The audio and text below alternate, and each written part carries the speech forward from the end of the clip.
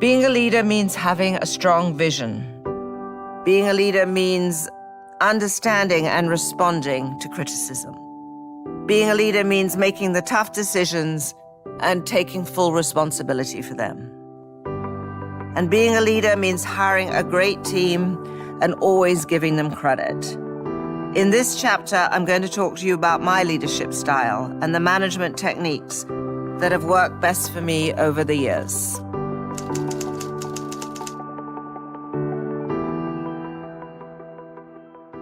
You are nothing without a good team. So I have always tried to surround myself with people that I enjoy, that people whose opinions I respect, whose minds I respect, whose taste I respect, that isn't always in line with mine, that can do things that I couldn't possibly dream of doing, that also can shock me. I have learned to love a surprise. That however much you might talk to an editor about what a shoot or a piece might be, when it comes in, it could be something completely different, and sometimes that's completely okay. It's great to have a team that stays with you and you grow together and you become like second nature to each other. I think it helps me think through the bigger picture. It gives me a different point of view. They can point out times of danger. They can say, we're not doing enough of this. Maybe this will be taken the wrong way. I think it's really, really important to have as diverse a group of people in terms of opinion or backgrounds, age, as you possibly can, because it helps inform all the judgments that you make. It helps inform the content that you put out there, and it helps make Vogue better.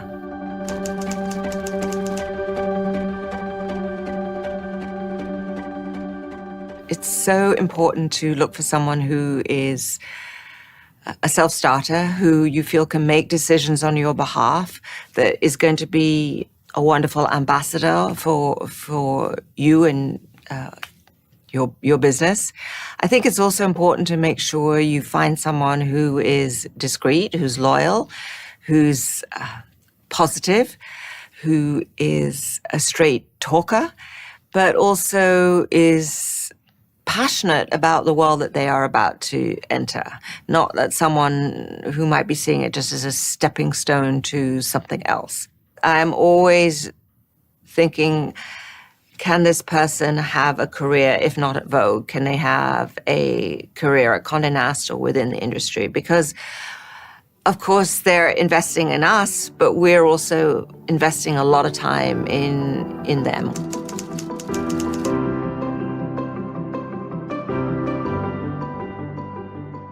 I have a pretty consistent structure for my day that I find works really well for me.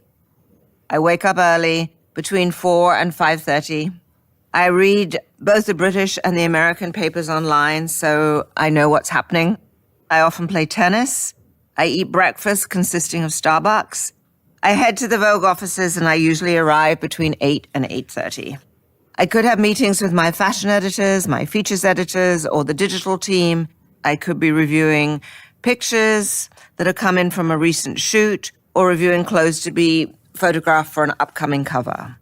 I leave the offices sometimes for meetings at the museum or to have lunch with a designer or for an outside presentation. I have what's called a take-home bag, and in it there is a magic box of tricks. There's copy, there's what's called the dummy, which is whatever issue it is that we're working on. Sometimes there's idea pitches, sometimes there's resumes, there's other publications to look at. It's super important to me to get everything done every night so that I can keep on top of the work and nobody is waiting for my feedback.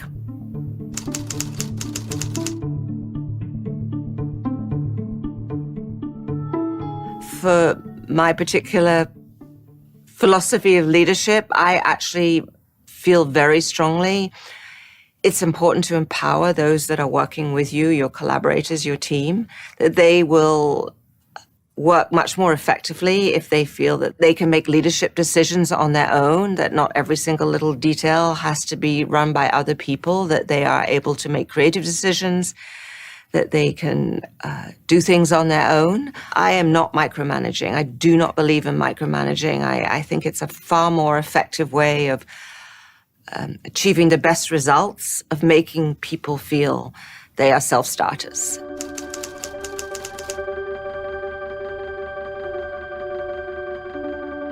All of you will figure out how you like to lead meetings, what kind of meetings you most like to have. I personally much prefer informal meetings that involve one or two people. I feel that much more is accomplished, but at the same time, I'm also a great believer in having larger weekly meetings so everybody on the floor, depending on the subject, can feel involved, can feel part of the conversation. So we have weekly scheduling meetings, we have weekly fashion meetings, we have weekly features meetings where we will talk about anything that we might have on the table that particular week. And it is an opportunity for everybody to have a voice, to be part of the conversation, but also to make sure that everybody's on point, that the schedule is being maintained, that questions are being answered, things are coming in on time.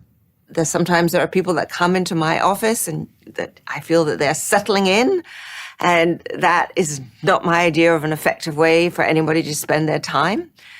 But there are others that do much better with in-depth conversations and trying to examine everything from every possible angle. It's just not something that has ever worked for me.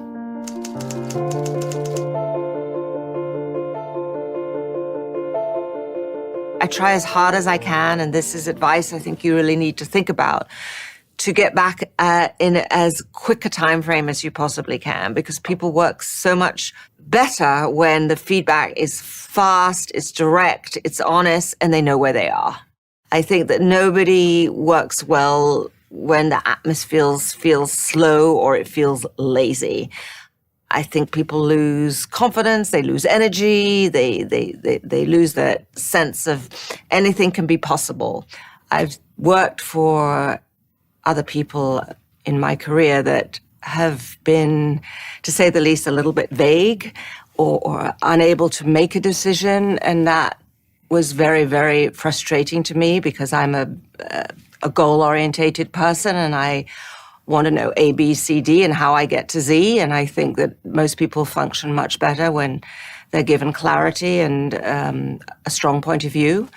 To be clear, I think that there are other incredibly effective editors that have a very different style. Maybe they're more conversational, or they take more time, and that can be right for them. That can be right for their team. But for what I do and for my career, being clear and decisive and fast has always worked. If you're giving feedback that isn't 100% positive, or let's try and make this work by trying this, that you're saying we should kill this shoot, or we should kill this piece, or this person isn't going to work out for whatever reason in this particular job application, it's best to be very direct, not say, well, maybe, or this, if we try that, just say, no, it isn't going to work, let's move on. And they know where they are, and they're not going to waste their time or anyone else's time. And, maybe give a reason, like, this doesn't work, it's just not on message for Vogue, it's not our voice, I'm not happy with the way the fashion looks. Just give a reason and a no, and we can all turn to the next question.